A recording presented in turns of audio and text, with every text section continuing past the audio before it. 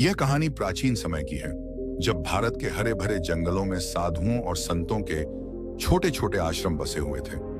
इन आश्रमों में न केवल शांति और साधना का माहौल होता था, बल्कि यहाँ आने वाले लोगों को जीवन की गहरी सीखें भी मिलती थी।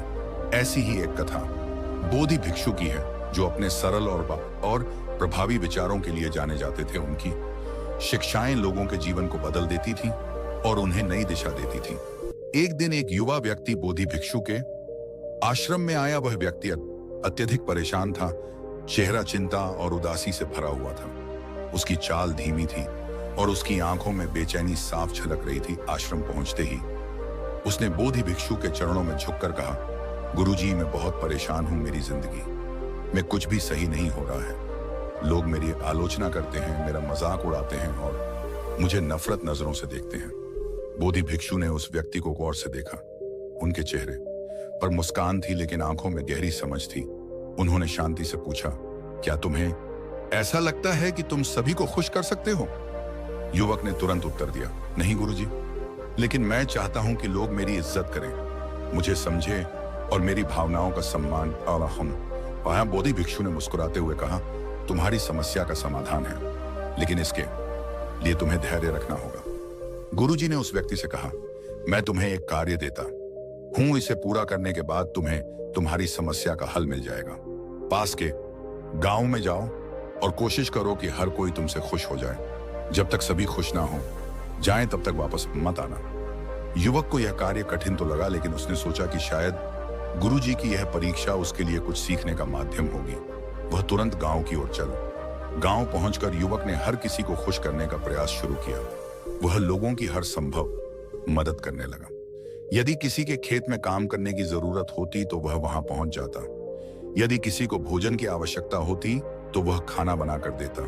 यदि दो लोगों के बीच झगड़ा होता तो वह उसे सुलझाने की कोशिश करता। शुरुआत में लोग उससे खुश दिखे, लेकिन धीरे धीरे स्थिति बदलने लगी। कुछ लोग उसकी मदद को स्वीकार नहीं करते थे तो कुछ उसकी आलोचना करने लगे। कुछ लोगों ने तो यहां तक कहा कि वह यह सब सिर्फ दिखावे के लिए कर रहा है। युवक इन प्रतिक्रियाओं से बेहद आहत हुआ। उसने महसूस किया कि चाहे वह कितनी भी कोशिश कर ले, सभी को खुश करना असंभव था।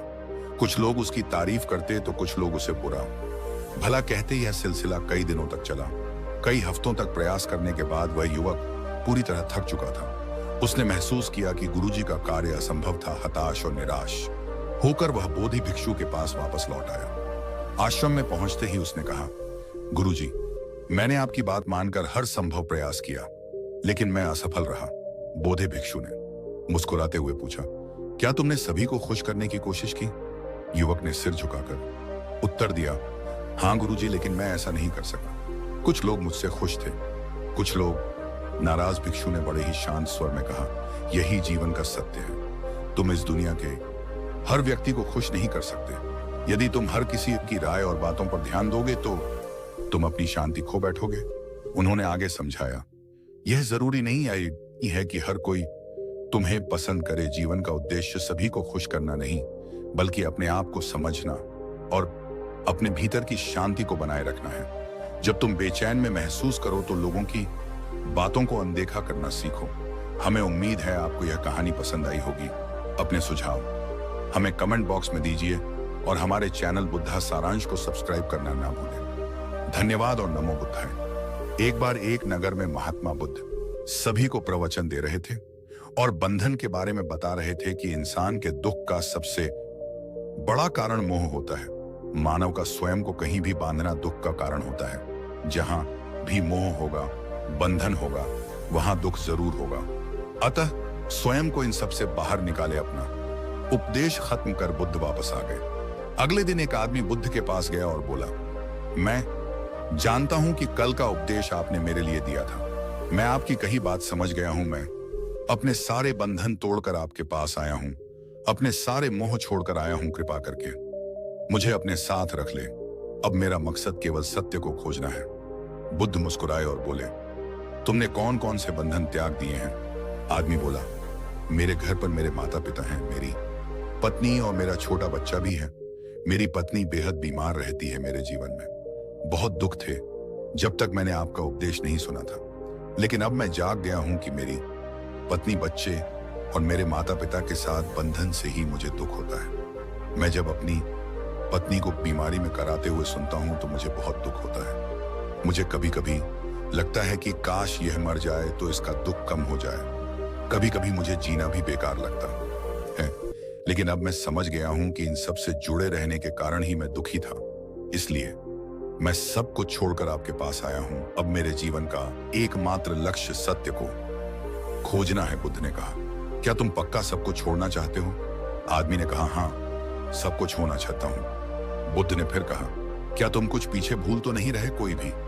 पुराना रिश्ता? आदमी ने कहा, मैं कुछ नहीं भूल रहा, मैं सबको पीछे छोड़ आया हूं। मैंने अपने परिवार का त्याग कर दिया है, अब पीछे मुड़कर उन्हें कभी नहीं देखूंगा। बुद्ध मुस्कुराए और बोले, आज की रात तुम विश्राम करो, कल सुबह मुझसे आकर मिलना। आदमी पूरी रात आश्रम की चीजों को देख सोचने लगा कि मैंने आज तक अपना समय सिर्फ बर्बाद ही किया है।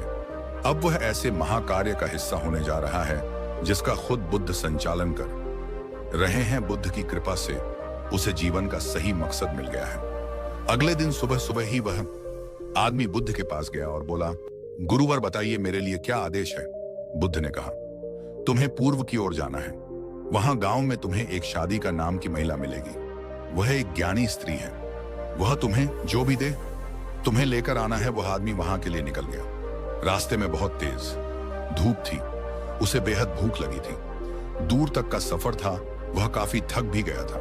वह आदमी रास्ते बीजे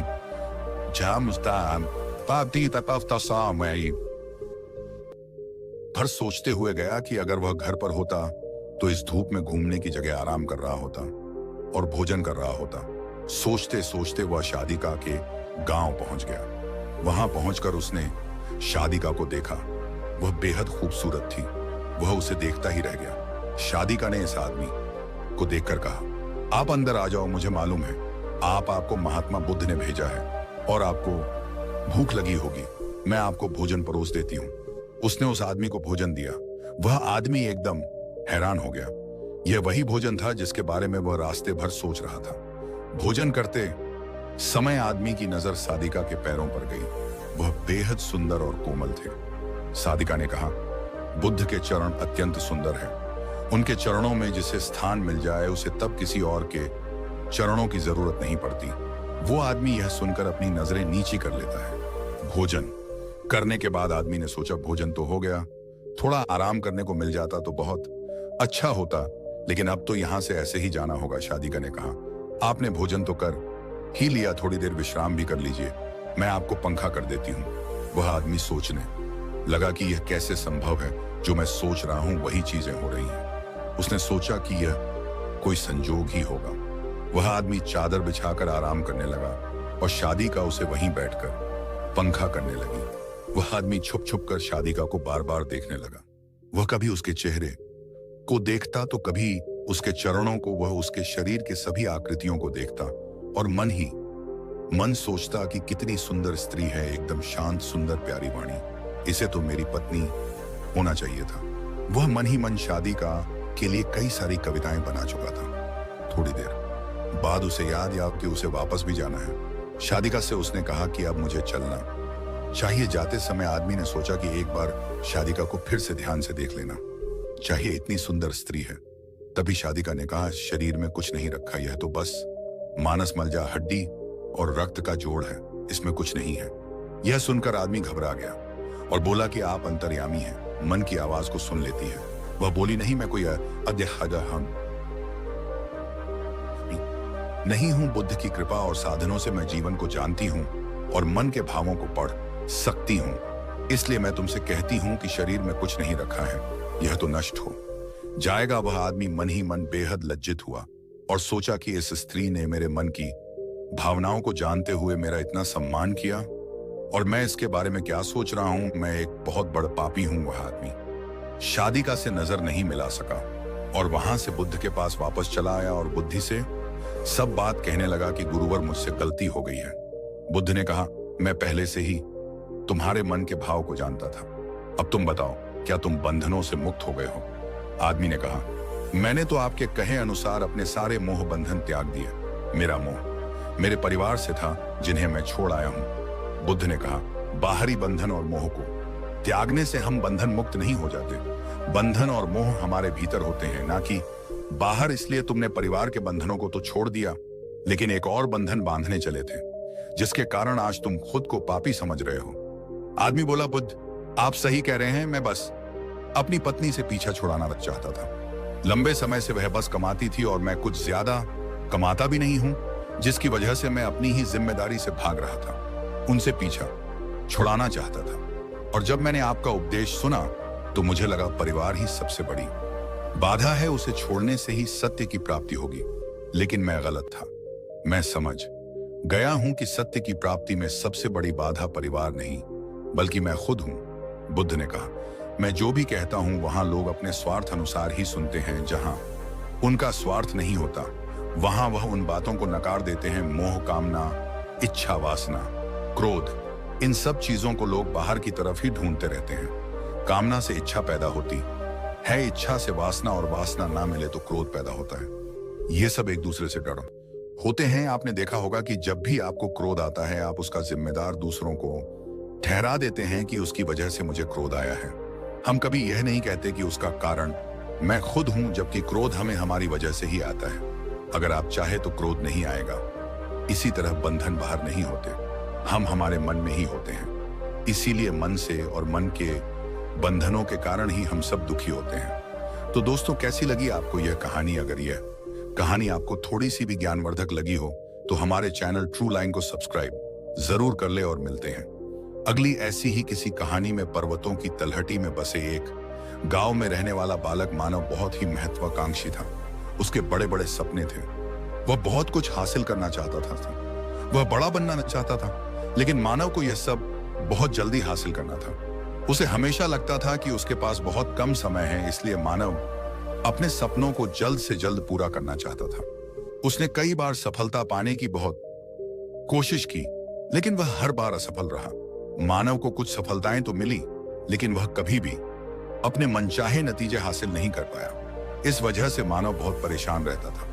वह सोचता रहता था कि उसमें कहां कमी रह गई। वह और मेहनत करके दूसरों से जल्दी सफल क्यों नहीं हो पाता?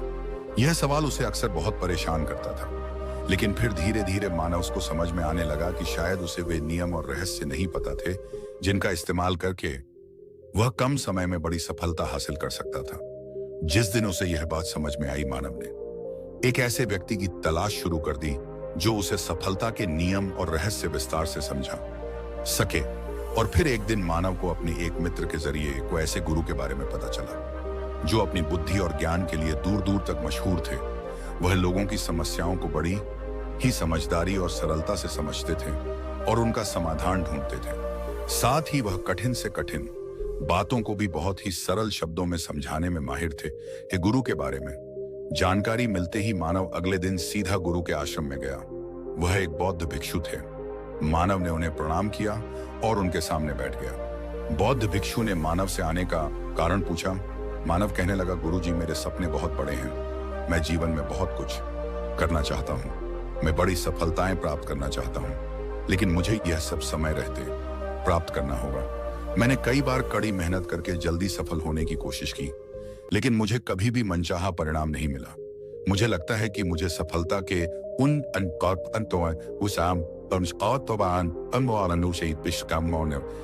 महत्वपूर्ण नियमों और रहस्यों के बारे में जानने की आवश्यकता है, जिनका उपयोग करके मैं कम समय में बड़ी सफलता प्राप्त कर सकता हूं। क्या आप मुझे उन नियमों और रहस्यों के बारे में विस्तार से बता सकते हैं? मैं वादा करता हूं कि मैं उन नियमों का पालन अवश्य करूंगा। बौद्ध भिक्षु ने मानव की आंखों में एक ज्वलंत इच्छा शक्ति और जुनून देखा। मानव सफल होने के लिए कड़ी मेहनत करने और बड़े से बड़ा त्याग करने के मौका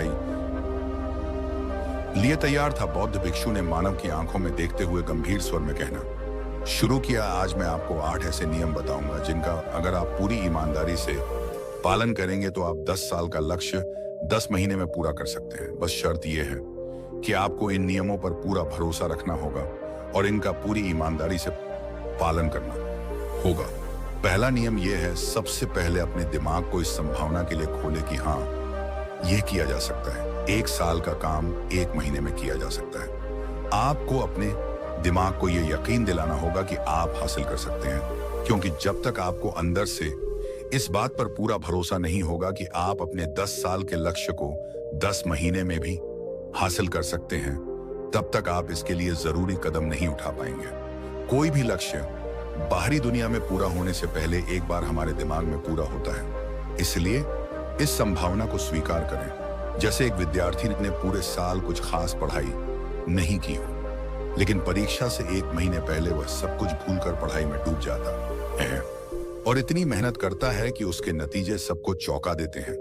जब वह विद्यार्थी अभी अवमानना करते हैं, मेहनत और एकाग्रता से 1 साल की पढ़ाई 1 महीने में पूरी कर सकता है, तो आप अपने लक्ष्य क्यों नहीं हासिल कर सकते? सफलता के नियम सभी के लिए समान रूप से काम करते हैं। दूसरा नियम महीने के लिए गायब हो जाओ। अगले 6 महीने के लिए भूल जाओ कि कोई तुम्हारा है। अपने दोस्तों और रिश्तेदारों, अपने पड़ोसियों को भूल जाओ। कोई तुम्हें छोड़कर नहीं जाने वाला है। जो रहना चाहता है वह रहेगा। बस 6 महीने के लिए अपने सारे दरवाजे बंद कर लो और इन सब परेशान करने वाली चीजों से दूर रहो। इसका मतलब है कि तुम्हें महीने के लिए दुनिया से ऐसे गायब हो जाना है जैसे तुम कभी थे ही नहीं। तुम्हें अपने लक्ष्यों और उद्देश्यों के साथ अपने मन और शरीर से खुद को 6 महीने के लिए दूर कर लेना है। 8 महीने बहुत लंबा समय नहीं है। यह सुनने में भले ही बड़ा लगे, लेकिन तुम्हें यह भी देखना चाहिए कि तुम ये त्याग किसके लिए कर रहे हो, चाहे वह आपके दोस्त हो, आपके पड़ोसी हो या खुद के। ये इन 6 महीनों में अगर कोई आपके और आपके लक्ष्य के बीच में आ रहा है, चाहे वह कितना भी अमीर या प्रभावशाली क्यों ना हो, अगर वह बकवास कर रहा है तो वहां से गायब हो जाए। अगर आपके दोस्त और रिश्तेदार आपको अपने मतलब से बाहर घूमने के लिए बुला रहे हैं तो उन्हें मना कर दें, क्योंकि आपके जाने या ना जाने से उन्हें कोई फर्क नहीं पड़ेगा। लेकिन आप अपनी जिंदगी में एक कदम पीछे जरूर चले जाएंगे। गपशप करने वाले दोस्तों के उस समूह से दूर हो जाएं। उन लोगों के साथ बुरा व्यवहार करना बंद करें जो आपका समय बर्बाद करते हैं। अगर कुछ रिश्ते खराब हो जाते हैं तो ऐसा ही हो। अपनी नींद और ऊर्जा दूसरे लोगों पर बर्बाद करना बंद करें। पूरी तरह से स्वार्थी बने। सिर्फ अपने बारे में सोचें, अपने लक्ष्यों, उद्देश्यों, योजनाओं और परिवार के बारे में। बस अपने दिमाग में उन सभी विचारों को जला दें जो आपको उनसे दूर ले जा रहे हैं। तीसरा नियम, सही गुरु। अगर आप किसी चीज में जल्दी सफल होना चाहते हैं और उसके शीर्ष पर पहुंचना चाहते हैं, तो आपको अपना समय बर्बाद नहीं करना चाहिए। अपना समय ऐसे लोगों के साथ ना बिताएं जिन्हें उस काम के बारे में बहुत कम जानकारी है, बल्कि आपको सीधे उस व्यक्ति के पास जाना चाहिए जो उस काम के शिखर पर है, क्योंकि वही व्यक्ति आपको शीर्ष पर पहुंचने का सबसे अच्छा तरीका सिखा सकता है। उसने उन सभी कठिनाइयों और बाधाओं का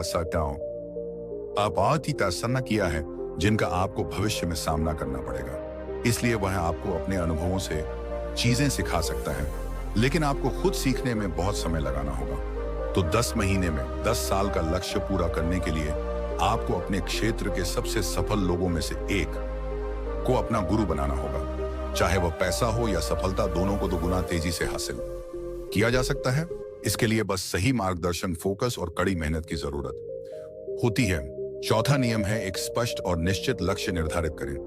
तय करें कि आपको क्या हासिल करना है और कितने समय में। आपका लक्ष्य आपके साथ स्पष्ट रूप से लिखा होना चाहिए। आप कितने भी स्मार्ट या बुद्धिमान क्यों ना हो, आपका दिमाग कितना भी तेज क्यों ना हो, लेकिन अगर आपके पास कोई स्पष्ट लक्ष्य नहीं है और आप अपने लक्ष्य के लिए हर दिन कड़ी मेहनत नहीं कर रहे हैं, तो आप कभी भी बड़ी सफलता हासिल नहीं कर सकते। बड़ी सफलता के लिए स्पष्ट लक्ष्य का होना सबसे जरूरी है। मनुष्य स्वभाव की एक बात यह है कि अगर आपका लक्ष्य बहुत आसान है तो आप उसे छोड़ देंगे, और अगर आपका लक्ष्य बहुत मुश्किल है तो भी आप असफलता के कारण उसे छोड़ देंगे। इसलिए लक्ष्य ऐसे होने चाहिए जो मुश्किल हो लेकिन पूरे किए जा सके। अगली बात, आपके जीवन के लक्ष्य यानी प्राथमिकताएं 3 से ज्यादा नहीं होनी चाहिए। अगर आपकी 3 से ज्यादा प्राथमिकताएं हैं यानी 6-7 ऐसी चीजें जो आपको समान रूप से महत्वपूर्ण लगती हैं, इन सभी को करना जरूरी है। फिर उनमें से एक भी काम ऐसा नहीं है जो सच में जरूरी हो। 3 से ज्यादा प्राथमिकताएं होने का मतलब है कि एक भी प्राथमिकता ऐसी नहीं है जो सार्थक हो। प्राथमिकता का मतलब है उद्देश्य, यानी जो कुछ भी है बस यही है और इसी समय में है। उद्देश्य ना होने का मतलब है लटका हुआ दुखी और अव्यवस्थित जीवन। उद्देश्य का मतलब है मौज मस्ती। आपको पता है कि आपको क्या चाहिए। अगर किसी व्यक्ति के पास कोई उद्देश्य नहीं है तो वह हमेशा मूर्ख ही रहेगा। ज्यादातर लोगों की जिंदगी का नियम बड़ा अजीब होता है। उन्हें पता ही नहीं होता कि उन्हें क्या चाहिए और वे बस व्यस्त रहते हैं। इसलिए अगर आपको 10 साल का लक्ष्य 10 महीने में हासिल करना है तो आपके दिमाग में आपका लक्ष्य साफ साफ अंकित होना चाहिए। 5वां नियम है लक्ष्य हासिल करने के लिए एक विस्तृत योजना बनाई। अपने लक्ष्य को हासिल करने के लिए 3 सबसे जरूरी कामों पर नजर डालें, उन्हें पहचानें और फिर उन कामों को छोटे छोटे हिस्सों में बांट दें। अपने 10 महीने के लक्ष्य को दिन, हफ्ते और महीने में बांट दें और सुनिश्चित करें कि आप जो काम कर रहे हैं उसे हर दिन पूरा कर रहे हैं। और इसके लिए आपके पास 3 ठोस कारण होने चाहिए। आप इस लक्ष्य को क्यों प्राप्त करना चाहते हैं? याद रखें कि आपका कारण जितना मजबूत होगा, आपके लक्ष्य के प्राप्त होने की संभावना उतनी ही अधिक होगी। हर दिन अपने लक्ष्य को पूरा होते हुए देखें और महसूस करें कि जब आप अपने लक्ष्य को प्राप्त करेंगे तो आपको कैसा महसूस होगा। इसे महसूस करने और अनुभव करने का प्रयास करें।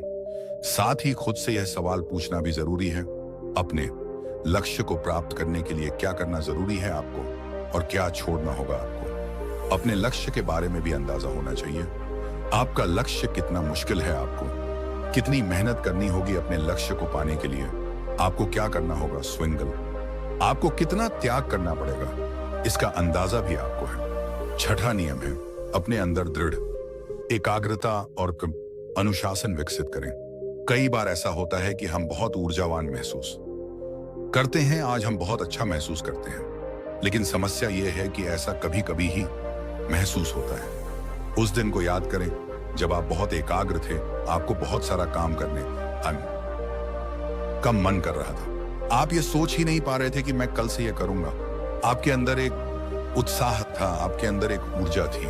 सोचिए अगर ऐसा आपके साथ हर दिन होने लगे तो आप अपने जीवन में क्या हासिल नहीं कर पाएंगे। आलस्य, थकान, किसी काम को करने का मन ना करना, विचलित होना, हार मानने का मन करना, बार बार काम बदलना, यह सब नहीं होना चाहिए। इसलिए आपका ध्यान अपनी उलझन को नियंत्रित करने पर होना चाहिए। हमें हर दिन एक निश्चित मात्रा में ऊर्जा मिलती है, इसलिए इसका सही इस्तेमाल करना सीखें। आपका सबसे अच्छा समय वह होता है जब आप उत्साहित होते हैं। सिर्फ वही करें जो आपके लिए सबसे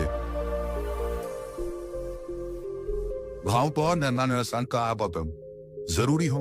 दुनिया के बाकी सारे काम बाद में भी किए जा सकते हैं। जो भी काम आप पहले दिन कर पाए, अगली बार उसे कम समय में करने की कोशिश करें। दर्द को सहे आपका शरीर और करी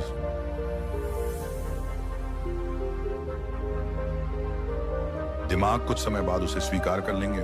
फिर एक दिन वह आपके लिए मजाक बन जाएगा। जो बाधा आपके लक्ष्य को पाने के रास्ते में आती है उसे छोड़ दें, उसे अलग रख दें। जब हम ऊर्जावान, उत्साहित और केंद्रित महसूस कर रहे हों, तब हम 10 घंटे का काम 1 घंटे में ही पूरा कर सकते हैं।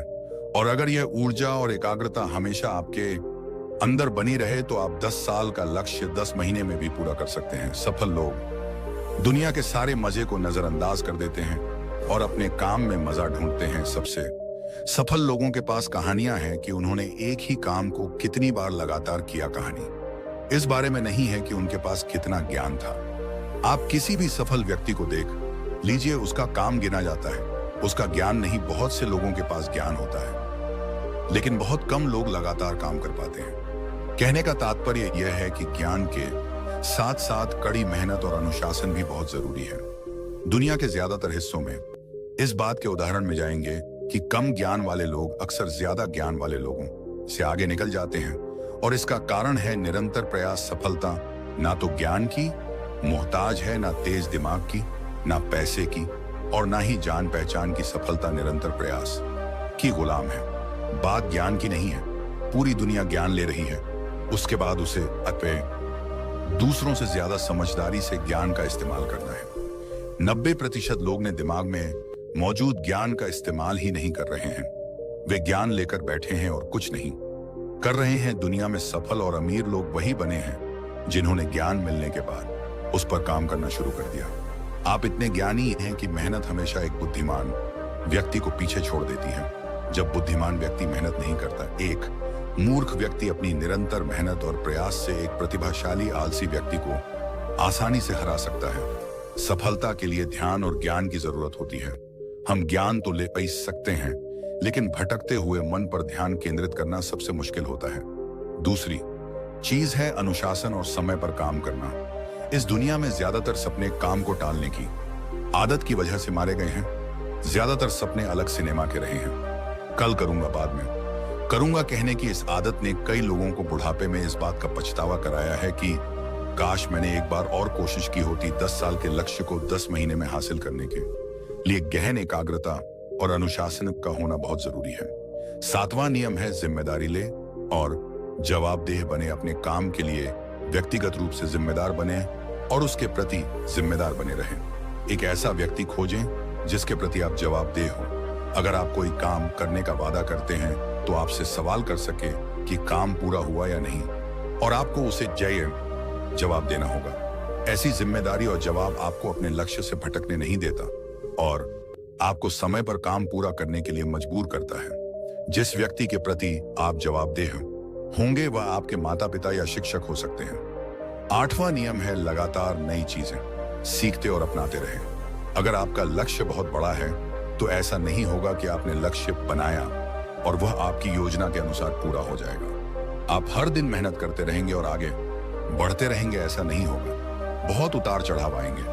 कभी कभी आप बहुत मेहनत करेंगे और आपको कुछ अच्छे नतीजे मिलेंगे। फिर आप मेहनत करते रहेंगे लेकिन आपको नतीजे नहीं मिलेंगे। आप ऐसे ही नीचे आ जाएंगे, फिर आप फिर से ऊपर जाएंगे और ऐसा कई बार होगा। तब जाकर आपका दिमाग, शरीर और आपका विश्वास यह चीज स्वीकार कर पाएंगे कि हाँ, मुश्किलों के बाद भी आप बड़ी सफलता प्राप्त कर सकते हैं। बात बहुत ही साधारण है। बदलाव प्रकृति पर का नियम है, इसीलिए लगातार नया सीखते जाओ। अपने पुराने बेकार विश्वासों को तोड़ते जाओ और समय के अनुसार नई चीजों और तरीकों को अपनाते जाओ। इतना कहकर बौद्ध भिक्षु ने अपनी बात समाप्त की।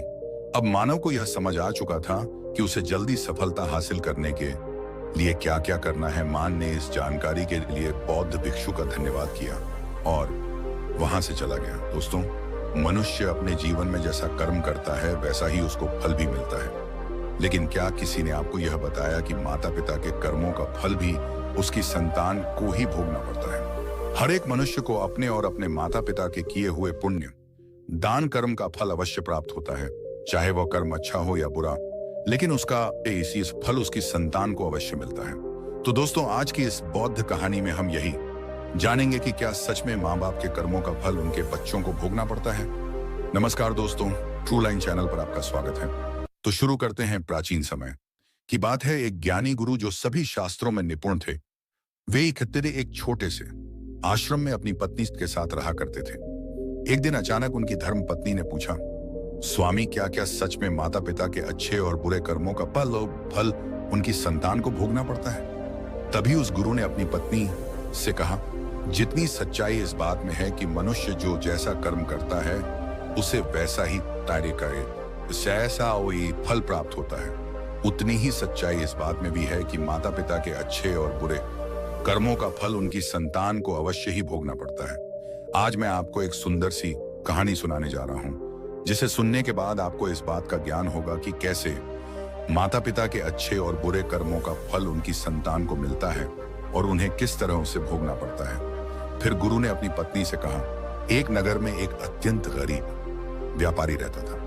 उस व्यापारी का नाम रमेश था, जो किसी तरह से दिन रात मेहनत मजदूरी करके अपने घर परिवार का पालन पोषण करता था। रमेश को मजदूरी में दिन भर काम करने के बाद 50 मिलते थे।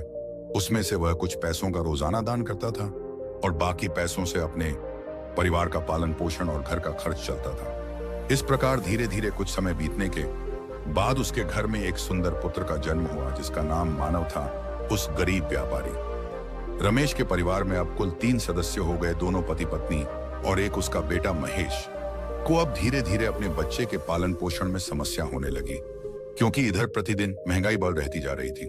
फिर गुरु कहते हैं, एक दिन की बात है, रमेश के बेटे मानव ने अपने पिता से पूछा, पिताजी आप रोजाना 50 रुपए कमाते हैं, जिसमें से आप कुछ पैसों को रोज दान कर देते हैं और थोड़े से पैसों में हम अपना गुजारा कैसे कर पाएंगे। रमेश को चुपचाप देखकर उसकी पत्नी ने कहा, बेटा ऐसी कोई बात नहीं है, तुम्हारे पिताजी रोज 50 रुपए कमाते हैं और वह कुछ रुपए दान कर देते हैं। यह सब दान तुम्हारे लिए ही करते हैं, दूसरों के लिए नहीं। लेकिन मानव इस बात को नहीं समझ पाया, क्योंकि वह बहुत ही छोटा था।